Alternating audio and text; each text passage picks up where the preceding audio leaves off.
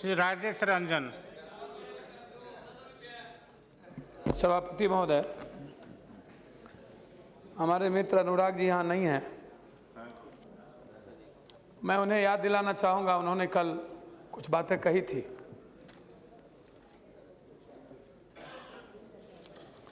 अनुराग जी ने कल कहा था कि हमारी सरकार न्याय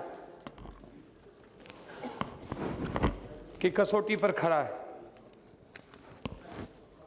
पुनः मुझको भवा 56 इंच का सीना, 9 साल गुजरात में लोकायुक्त का बहाली नहीं होना 56 इंच के सीना का नमूना है। और खोदा पहाड़ निकली चूहिया, फिर चूहिया की चूहिया। जो देश न्याय देने की बात आप उस करते हैं देश को, कम से कम इंसानियत को और अपने घर को तो न्याय दे दीजिए, जिसके बारे में अब मुझे कुछ नहीं कहना। पूरा देश जान रही है कि किसको न्याय देना चाहिए और किसको नहीं देना चाहिए। मैं उनमें नहीं जाना चाहता हूं, लेकिन जो बात यहां पर हो रही है उसके पहले हम कहना चाहेंगे कि पहले हम अपने अंतरात्मा में, यहां जो बैठे लोग हैं, जो इंटरनेट पर और पूरा का पूरा मीडिया पर आप देते हैं कि 25,000 करोड़, हजारों करोड़ रुपये और आपके यंत्र पर, आपके प्रचार पर, प्रसार पर किनके पैसे लग रहे हैं?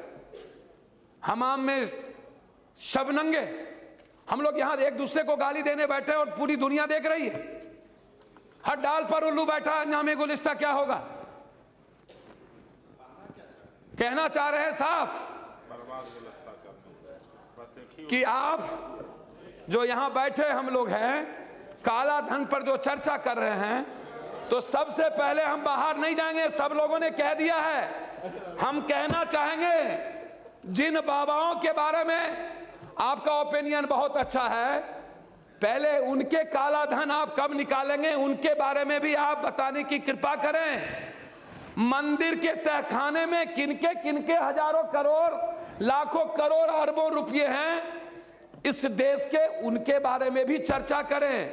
देश के भीतर जो काला धन है पूंजीपतियों का या बड़े कॉर्पोरेट घरानों का, पदाधिकारियों का, उनके बारे में क्या ओपिनियन है? इन पर चर्चा हो रहा। सूची आपके पास है, सूची के बारे में कुछ कहने की जरूरत नहीं है। क्या आपका नेता क्या न्याय कर सकता है? मैं कुछ नहीं कहना चाहता हूं। मैं सिर्फ आपको आपके पार्टिसिपेटरी नोट स्टॉक एक्सचेंज के बारे में, रियल एस्टेट में निर्देश होता है और यहीं से काला धन बन के आपके बारे में स्पेशल, अब लीजिए आपको आवाज भी नहीं सुन, special circle of black money के लिए सेबी और रिजर्व बैंक ने पार्टिसिपेटरी नोट को बंद करने के लिए कहा था, लेकिन आज तक सरकार ने इस बंद नहीं किया। काला धन जैसे मुद्दे पर काला धन वापस लाने और काला धन भेजने जैसे कार्य लगातार जारी है। जब तक सेबी और रिजर्व बैंक के सलाह को सरकार मान नहीं लेती, तब तक काला धन आप वापस कैसे लाएंगे? दूसरी तरफ तिथि विदेशी संस्थागत निवेशक द्वारा जितनी भी काला धन देश में आया है, उसकी जांच के बारे में भी आपसे कही गई है। तीसरी, विदेशों से जो काला धन रियल एस्टेट में लगाए जा रहे हैं और दूसरी तरफ आप रियल एस्टेट के क्षेत्र में छूट देने की बात कर रहे हैं। क्या ये काला धन को बढ़ावा नहीं है? ये आपकी सरकार क्या ये नहीं करना चाहती है?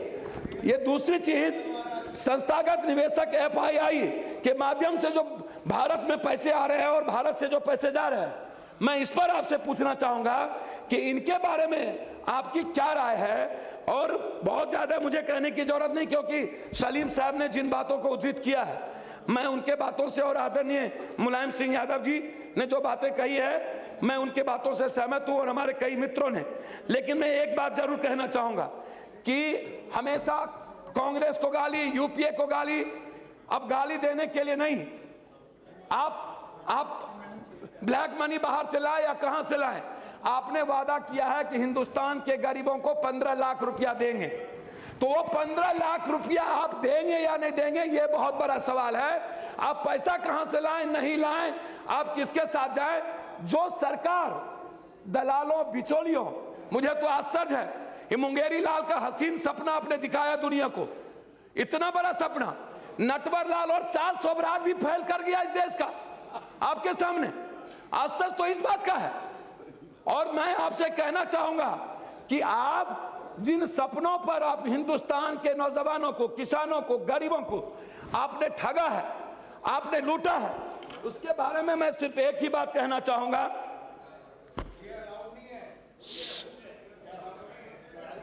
रामपाल ने लूटा कबीर के नाम पर, आसाराम ने लूटा हरिओम के नाम पर, बीजेपी ने लूटा राम मंदिर के नाम पर, मोदी जी ने लूटा अच्छे दिन के नाम पर।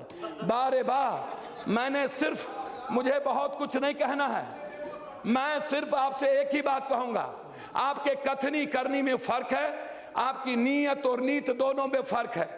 आप अपने प्रधानमंत्री जी से जरूर कहें कि यदि उनका 56 इंच का सीना है तो निश्चित रूप से इस देश के भीतर जो काला धन है, जो दलाल बिचौलिया भ्रष्ट नेता कॉर्पोरेट घरानों की जो तालमेल और ढालमेल है, उसको समाप्त करने का सबसे पहले प्रयास करे, देश के भीतर के काला धन को रोकने का प्रयास करे।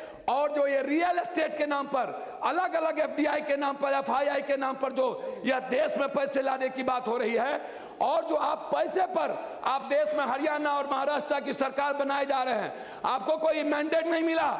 आप शिवसेना के साथ होते तो आपको पता चल जाता, महाराष्ट्र में आप सरकार नहीं बना पाते। आपने शिवसेना से अलग होकर के बिहार और यूपी का वोट लेकर के आप सरकार बनाया। आप यहां पर आप गैर जातों को नारा देकर के आपने सरकार बनाया है। आप सरकार नहीं बनाए, आपको कोई मैंडेट हिंदुस्तान में नहीं मिला। मैं आपसे सिर्फ यही कहना चाहूंगा कि आप इस देश के सबसे बड़े देश के नौजवानों को और गरीबों को ठगा है। आपको माफी मांगना चाहिए, क्षमा मांगना चाहिए देश के 100-120 करोड़ लोगों से। और जब आप नहीं मानते हैं और काला धन, मैं कह रहा हूं मैं कि नरेंद्र मोदी जी इस जन्म में काला धन नहीं ला पाएंगे।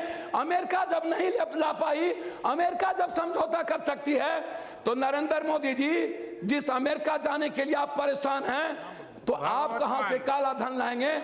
ये सही बात है और यही सबसे सही है। मैं आपसे कहना चाहूंगा कि आप काला धन, बहुत बहुत धन्यवाद अध्यक्ष जी। बहुत ही गंभीर विषय पर बहस चल रही है।